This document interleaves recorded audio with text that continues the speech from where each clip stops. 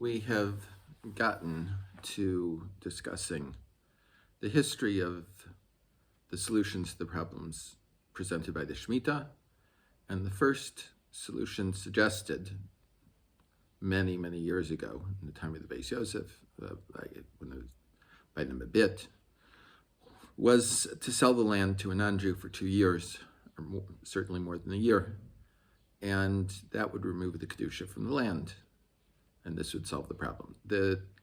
It was used here and there.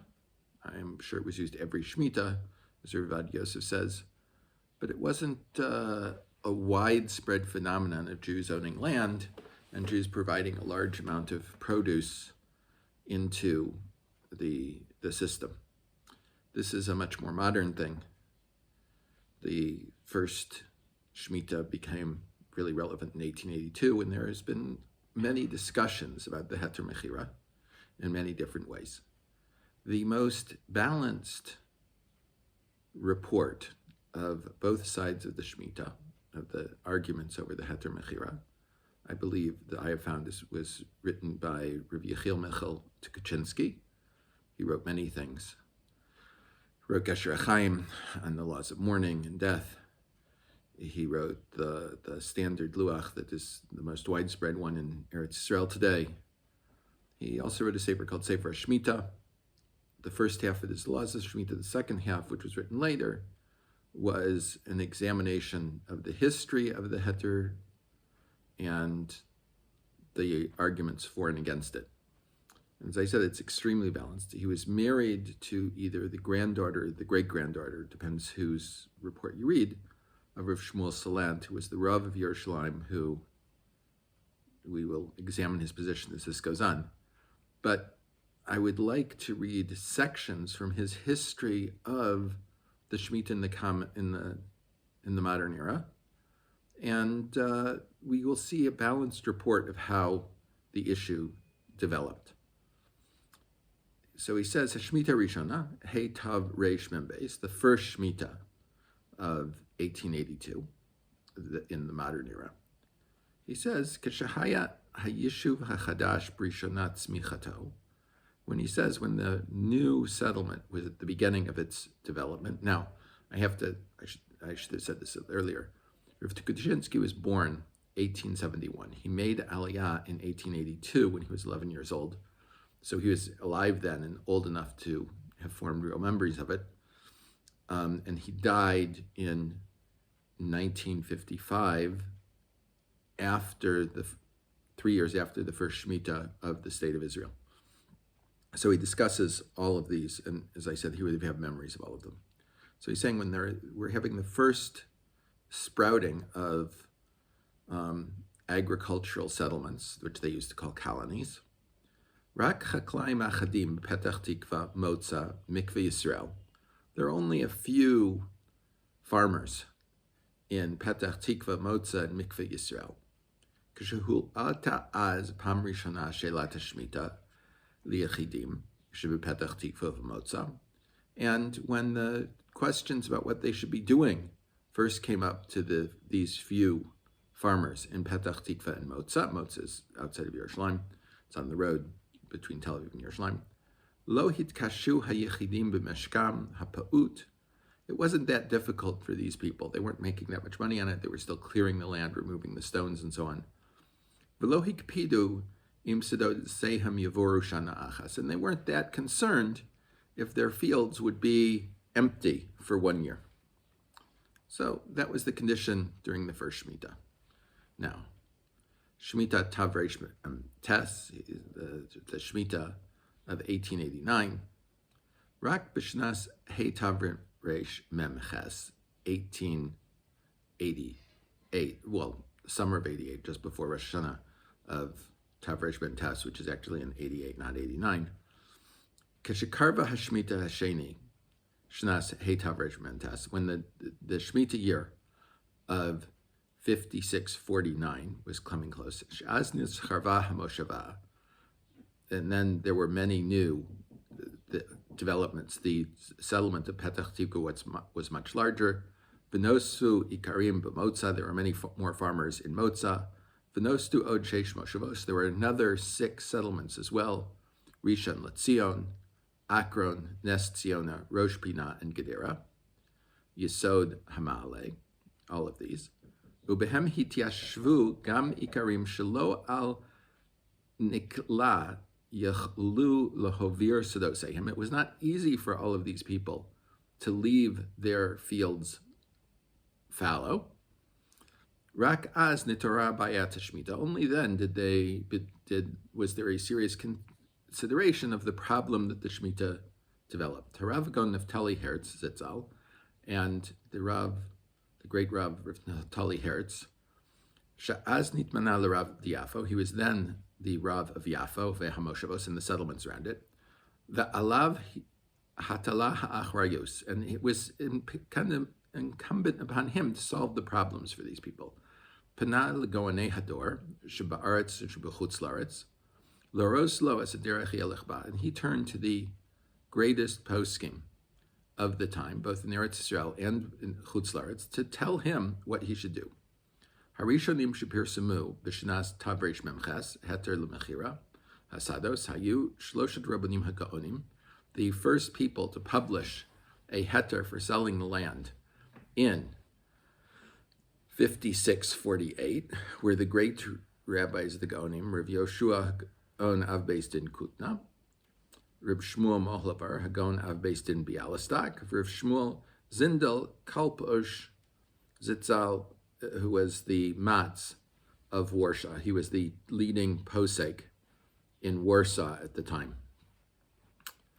Ve'achreichem pirsem gam rosh hara begola, and after them, they said that their decision was dependent upon the decision of Rabbi Yitzchak Elchanan Spector, the leading posek in the world at the time, who was in Kovno, and he published his opinion. Heter Mechira hakarkos l'meshra shtei shnanim, to sell the land for 2 years.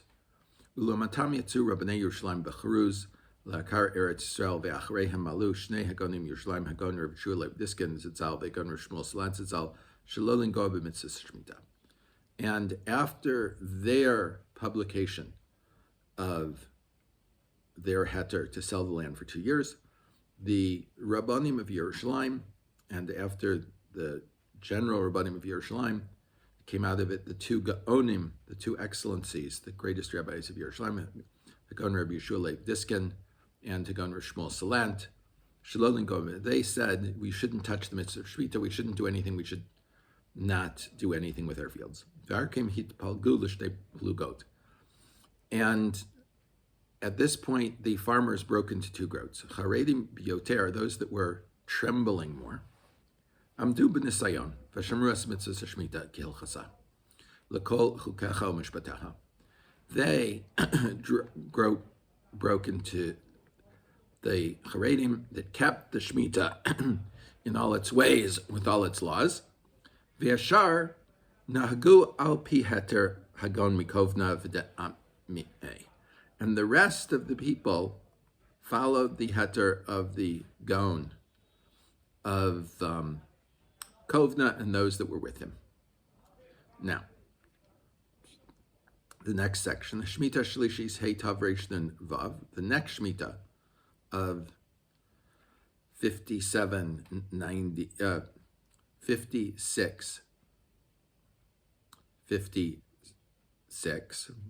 or 1897.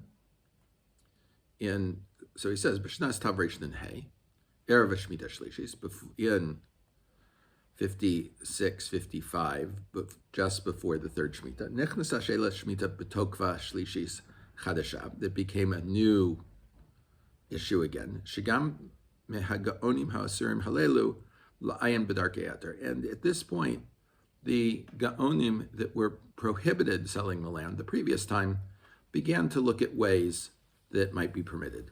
So all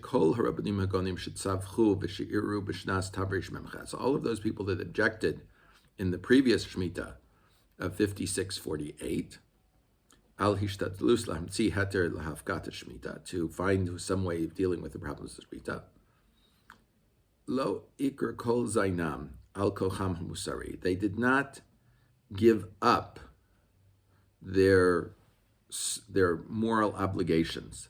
Lomar shebe'im yasru ala ikarim lihishtamesh beheter mechira, because they understood that if they would prohibit the farmers from using the heter mechira for the permission to sell the land, yikaimu tzav shmita lekol pratahu via kufar avon hashmita mehavar, then there would be no way of atoning for it, meaning that people would not be able to do it. And that would, if the land would be left resting, so it would atone for the time when it was worked. So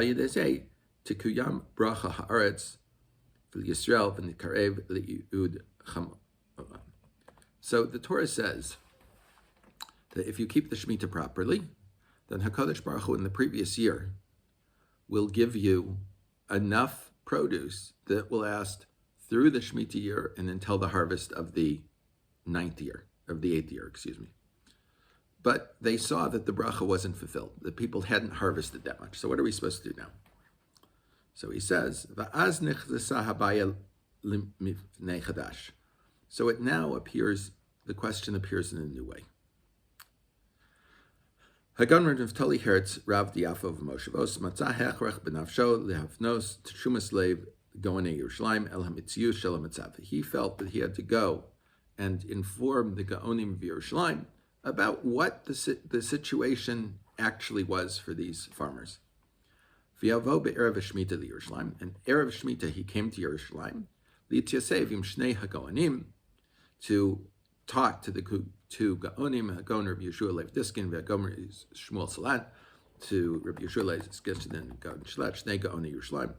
Elu Asher B'Shmita Kodemes Chasmu Gam Hem Ala Kruze Isur, because they had also signed the previous Shmita on the prohibition of the land.